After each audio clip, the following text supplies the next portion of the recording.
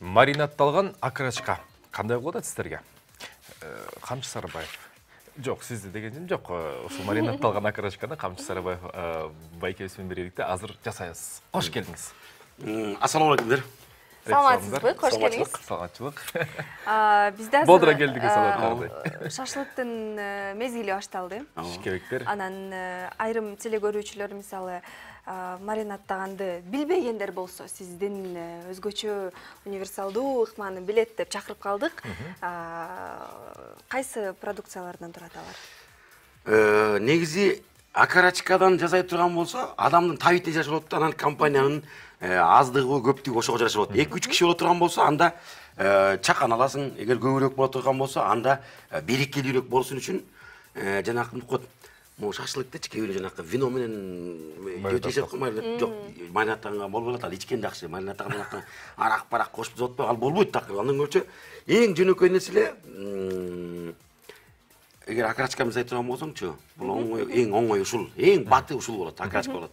Эң кызыктуусу болсо, жанакы сарайдан чыкканга успейт этпей калган козушкалар болот го. Ошол козушкалардын этинен жасасаң сонун болот, аякча барбекю, анан жумшак болот дегенде. Ал былдылдап да сонун болот дейт, керектүү. Эң сонун экен, анда биз баштабайлыбы? Демек, достордун компаниясында сиз башкы шишкебекчи. Ооба. Башкы эң андай жерде кайсылер үйдө майрам болуп калабы, сөзсүз камчыны чакыралы кел жүрүлө шашлык зал дейт да. Анан ошондо эле уюштура коебуз атайын. Анан маштемдин аркасында болсо сөзсүз эме болот деге. Мангал сөзсүз болот. Анан мангалды мен жаныма алып жүрөм. Мангалды жайында багаждын аркасында сөзсүз.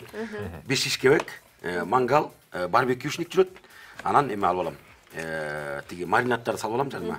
Анан сөзсүз жанакы бөдөнөн сүтүнөн кымыздан салып коем машинанын ичинде. Анткени алыс жакка чыкканда баягы кээ бир жерден муну алып келе койчу, тигини алып келе койчу деп отуруп каласың го. Ошол маалдан тиги ошонун баарын издеп отурбай эле менин ичинде. Байке машинанын ичинде бар, менде бар деп эле жакшы тиги тооктун кандай кайсы жагынан жиликтери бар экен, жакшы колуңуз эбин таап алган экен байкасам. Муну күнүгө деп айта албайм, бирок мына мен азыр өзүмдүн оозума ченеп салдым, өзүмдүн оозума ченеп жаздым. Мындай берекелүү болсун депчи. Анан негизи ар бир шашлык зарынын алдында ар кандай ингредиент кошот. Кээ бирөө жанакындай коньяк, вино кошотпойбу. Меники мындай болот. Шашлык болсо кара курт, кара мурч, майонез, анан туз, кара нан, анан кичине суу май болот. Суу майчы. Суу майдан 3 килограммга бир 100 граммды акырын үстүнө себелеп коем. Коюп туруп аралаштырып салам. Кээ бирлер болсо мисалы киви да кошуп коюшат экен, Киви деген аябай бул баягы эң койдун этин, анан уйдун этин шашып аткан маалда киши мына келе атабай жакын калды деген маалда эле ошондо кивини туурап туруп кошо койсоң, киви батаны эзип ийет. Жеп иштейт, Жеп эттердин баардыгын момтуп катып турган этин момтуп жай эле. Азыр кара нанды да турайт окшойсуң. Кара нан турайбыз го. Чыгыларчы, чыгы дегеним приправаларды башында маринаттап аткан башында кошконуңуз жакшыбы же мына мангалга түшөт деген учурда? Приправанын баардыгын тең эле башталарда мисалы кара нандычы. Кара нан кошом. Кара нан кошулат деп такыр ойлоп турмун. Мен да ойлоп турмун. Биз көрбөптүрбүз да кара нан кошулат. Кошулат, баары тегел кошуласың. Кара нан кошулат, анан бул кандай десем, суу май негизи суу майды кошконум бул градус берет. Кара нан болсо муну ачтып, анткени нанды ачтыкка кошот да. Мында ачтык бар да. Буну кошуп ийсең, бул ачтып кет дагы эт кичине жеңип жумшагыраак болуп калат. Анан мен могу катуу жерлерин албайсың, жумшак жерлерин акырын мынтип кытыклайсың нандычы. Нанды кытыклап койсоң, монтип эзилип чөйрөт акырында. Ченчи жеңилирээк болот. Анан көбүнчө азыр жанакы муну мен азыр тиги жемеге жасап атам азыр. Аял киши дасторконго чыкканда негизи эме болот го.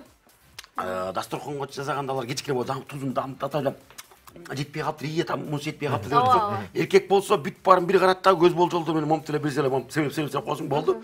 Ошо менен даяр болуп калат. Так, кара нанды салдык. Андан аркасында мен кичинекей майонез бар.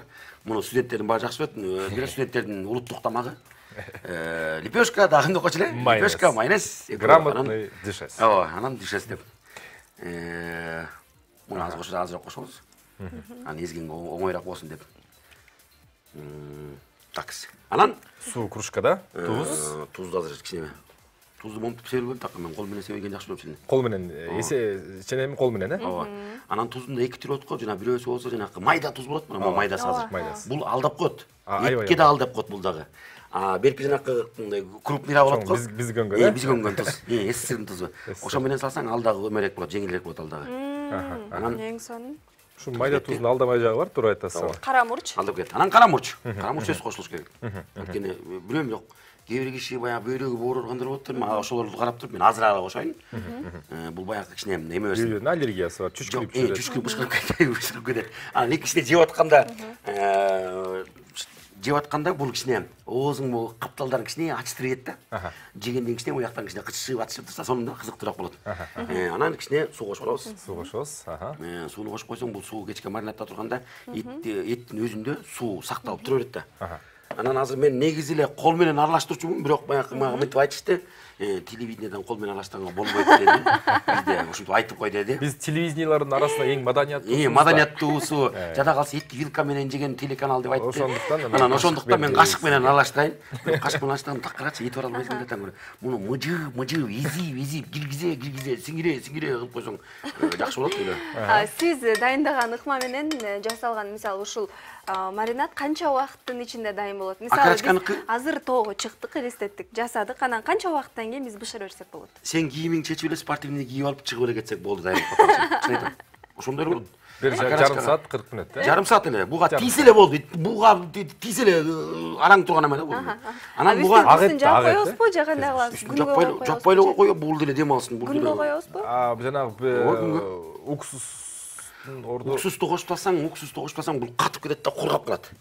Анан уксусту болсо мен такыр кошпойм, маринадтын өзүндө. Маринад бүткөндөн кийин анан жанакы чыгарарда дасторконго чыгарасың го. Дасторконго коёр алдында ошол маалда анан ошондо уксуска ичине укроптун майда турап туруп укропту. Анан уксуска кошуп салып туруп, анан ага да кичине туз, укроп эме уксуска да туз менен кошуп туруп, суу менен кошуп аралаштырып туруп, эметип койсоң, укроптун дагы даамы берет да бугачы. Анан бул акарачканыкы. Жеңил эле, койдуку да сонун болот да. Койдукун мен көбүнчө баягы жумшагыраак болсун деп балабакыра көпүрөөк болот да. Этти алам дагы майда кылып туруп, жана биринчи эттин челин алып аласың, чели болот. Челин чыгарып алгандан кийин эттин өзү калып калат. Ошол этти акырын мен көзүмдө отбивной молотогум бар. Ошо молоток менен бытылдап чаап аласың дагы. Ошонун үстүнө жанакы маринад кошосуң. Бирок ар бир акарачка, ар бир тамак зардын алдында бир эки чеснокту жанакы сыгып туруп, аралаштырып койсоң, акарачканын ичинде чеснок өзүнүн бир мындай эмесин берет. Аппетитиңди ачат да, жеген сайын жегиң келе берет. Айналайын деп элечи, жегиң келе берет. Ошон үчүн моюнка да чеснок кошуп койсоң болот. Ар бир шашлыктын алдында чеснок кошуп койсоң. Ооба, Камчы мырза, жеңеңиз аябай жыргайтып турбайбы? Демек, сиздер талаага чыгып калганда, тоого чыкканда эч нерсе эле жасабайт окшойт, Негизи жасабайт окшойт. Жасайт, алды эле аял затта тиешелүү болуп жасайт, бирок мындай да мен эми азыр кыйратам деп азыр келинчегим тамаксыз айтып атпайм, тескерисинче келинчегим тамак жакшысайт. Мен андан ашып жасайм деп койсун. Анан элдин баары айтып берет да, бул тиги жаңы үйлөнгөндө келинчегим аракчырай болчу. Анан элдин баары айтып атып эле, сен эмне келинчегиң ушундай апарык болуп ушинтип калды дегенден кой дедим. Анан кичине экөөбүз жарашалы, тең бололу, бирдей бололу деп анан этти туурап ушинтип эле анан фигурасын бузуп алдым. Мына ушуга окшогон ашкана сырларды сиз кайдан, кантип үйрөнүп калдыңыз эле, же болбосо бул бала чагыңыздан баштап? Актер болгон ашпозчу болот белеңиз. Бала кезде мен үйгө кошуналарым чакырыш, балдар келиш үчүн атамдар кеткенден кийин илгери СССРдин убагында ал убакта морозильникти ачсаң ичинде эт турат. Эки жакта апамдар кеткенде эттин баарын кесип алам дагы үйдүн терезелерин ачып туруп анан газдын үстүнө жөн эле эчтеке маринад жок эле этти сайып алып эле эле түтөтүп эле аштап эле отуруп жей берчүбүз. Анан бул маринадтын немесин мен Тагай деген дос балам бар. Өзү Беловодскийде турат. Анан ал бул маринад жагынан алдына киши койбойт. Анан ошо менен барып туруп мен опыт алмашып турам, акырын карап турам. Анча мынчасын ал айтат, анча мынчасын айтпай коет да. Айтпай койгон кичинекей жанакы детальдер болот го. Жанакы имби, кинза, ошолорду кошуп кеткендер байкап туруп, мындай кылат турбайбы анан. Ошо менен атаандаш, ошо менен чогуу жасап азыр жасайм. Жакшы көрөм. Эң сонун. Актер болгон ашпозчу болот белеңиз кесип катары. Сизге жарашмак, фактураңызга жараша. Ашпозчу мен башында ашпозчу болчумун. Ашпозчу болуп келесиз, билишибизче. Кандайдыр бир шоулордон. Жок, элдин баары эле ойлойт, элестет мындай. Ашпозчу сен бир мындай көрдүңөр беле? ыркыйган арык бир ашпозчуну көрдүңбү бычак Мага көтөрүп арык көтөрүп ашпозчу болбойт да. Ашпозчу деген мындай берекелүү, кучакка сиңимдүү, кармаган бычагы да балтадай болгон. Ана мындай бажырайган болушет да. Мен негизи элестетсем, Раматылык жана Жаныбек байкени элестетчүм үчүн айтсам, таза шорпонун өзү го. Өзү дагы бети да бар. Токчулуктун символу өзү да басканында күлүп жайнап, тамак жасап атканда күлүп жайнап, үтүрөйүп жасап аткан ашканада үтүрөйүп жасап аткан кишинин тамагынчы алысыраак бетинен көрсөң эле болот да, ошону алысыраак этип калган жакшы. Тамак жасап аткан киши сүйүнүп жасаш керек. Азыр муну кошти, мен карап азыр муну кошом деп, ошонун баарын жасап берип, аябай аралаштырып, анан жасасаң, тамактагы бүт чыккандан кийин жытычы, жыттаганда кадимгидей кашың көтөрүлөт момун. Анан жегенден кийин көңүлүң көтөрүлөт. Андай курсагың көңүл көтөрөт, анан эркектин курсак аркылуу го. бүт нерсени барып курсак. Келиңиздер, анда биз Камчы мырза сиздин ушул кыргыз ашканасындагы мисалы кой союу, устукандоо, устукан тартуу деген сиздин билимиңизди азыр жок, мындай кылабыз да, эми тиги Камчы байкенин өзү тамак жасап, тамак жасаганын айтып бергендин өзү эле баягы шилекейде агызып едим. Мен негизи бүгүн сабыр кылыш өтө оор болуп атат бүгүн келгенде. Ал арада бизде эт бышыруу, анан ушу табак тартуу деген жакшы өзүнчө бир маданиятыбыз бар. Өзүңүздүн жериңизге ылайык ошо жандык сойгондон кийинки анын жан башы, куймулчак, жото жилик, кашка жилик, кара жилик, далы сыяктуу баягы мүчөлөрүн кандай жана кимге кандай тартуу керектигин ошо сиз менен кошо үйрөнөлү деп атабыз. Мен дагы жаш катары билип алсамы деп турам. Эмесе экранга койдун сүрөтүн жанакы жиликтелген мүчөлөр менен кошо чыгарабыз. Экранды чыгарып койсун. Мына чыкты. Кызык, макул. Булго чыкты. Мен азыр кайсы конокко кимди тартам, коноктун көрүп бересиң да. Куда келди. Куда келгенде негизи мындай да, койдун жылкынын, койдун эти, койдун устуканы болсо, таласта эмеде ар кандай тартат. Жалал Абадта өзүнчө, Ошто өзүнчө, жадагасы азыр айыл-айылдарда өзүнчө тартат экен. Бирок көлдө бизде башты кичүүгө тартат. Көлдө ушундай. Анан таласта болсо башты улууга тартат экен. Анан бизге болсо неме дейт? Эгерде куда кандай куда келди? Эгер биздин үйдөн кыз алып кете турган куда болсо, башты бербейсиң ага. Анткени сен өзүң бир баш берип атасың. Бир баш берди.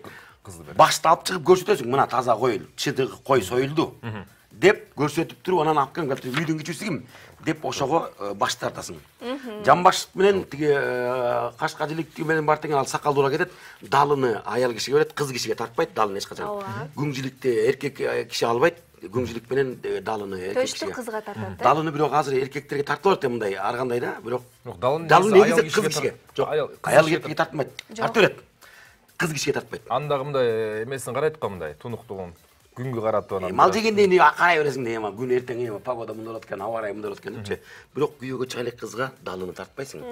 Анда күйөөгө чыкканда келин болгондон кийин далыны тарта берсең болот. Анан эркектерге далыны тарта берет. Күң жилик, кашка жилик, дагы кайсы жиликтер бар. Омуртканы бар тең жаш балдарга берет. Карчыганы болсо шырактар. Эми шырактарды балдарга бересиң. Кулакты болсо баштын жанакында кулагын кесип туруп берип койсуң. Көзүн бир көзүн кесип туруп көздөшүп ал деп агы бересиң. Анан кичүү баласы шагала коет дагы койдун жары башын жартысын бөлөт.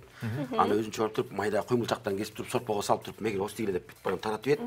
Чыныга сорпого салып. Күйөө балдаргачы? Күйөө балдарга эми ал күйөө баланын дагы жең күйөө бала анан устукандын негизи тартыла турганы жолдун алыстыгынан, экинчиден туугандын жакындыгынан, кайсы жагынан тууган жакыныраак.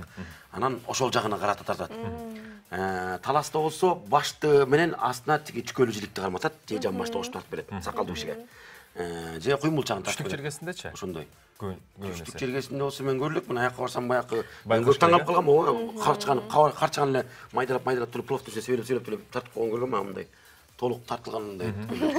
Ал өзүнчө бир маданият болсо керек. Анан ушу эт тартууда уча баягы куталардын алып барганда учага көрүндүк деген көрүнүштү дагы учурап калдыңызбы ушунда? Учасын алып барат да столдун үстүнөн, ага дагы көрүндүк. Илгери тай, торпок же жанакы эмесин берчү, ошол тай учага карматканда. Жылкыдан уча чыгат, бирок азыр дагы жана уйдан уча чыгарып калышты. Негизи уйдан уча чыкпайт өзү. Чыкпайт негизи. Азыр болсо уйдан уча чыгарып калышты. Анан учанын эки түрү болот. Куда келгенде тартыла турган билле кудага учаны алып барып берип коесуң. Ал болсо өзү билет ким менен бөлүшкөнүчү.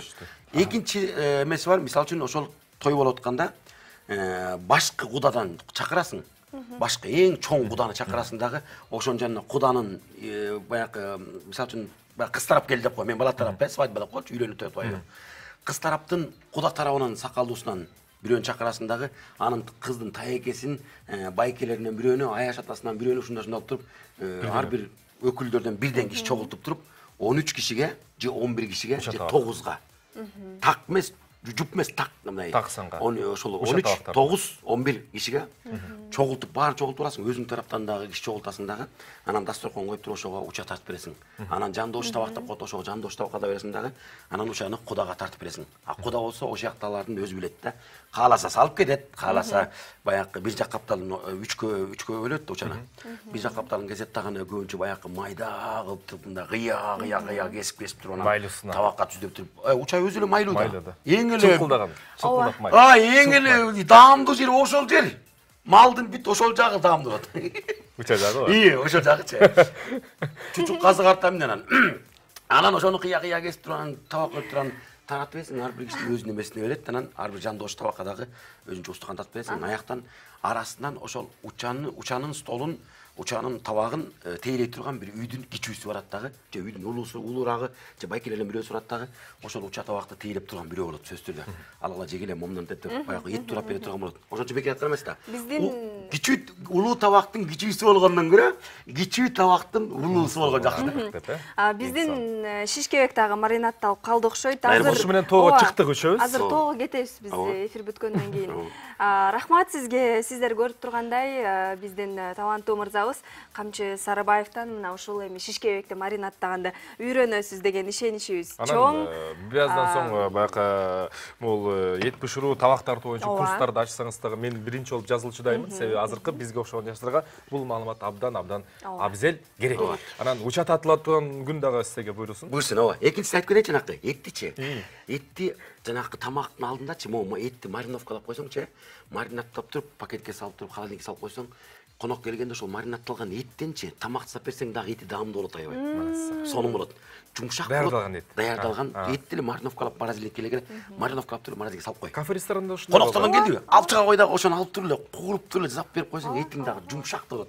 Даамдуу болот. Айрыкча жанакы эмне коштуң да? Жада калса айрым кожойкелер билбеген сырларыңыз менен бөлүшүп өтүңүз, ыраазычылыгыңызды билдиребиз. Анда буйруса сиз менен ак дасторкон үстүндө гана жолугушуп жүрө берели. Чоң рахмат. Конокто бүгүн өзү дагы өзү менен турган турпат менен токчулуктун символун дагы көрсөтүп турган жыргачылыктын күбөсү Камчы Сарыбаев абаз болсо, бир аздан соң көрүшөбүз.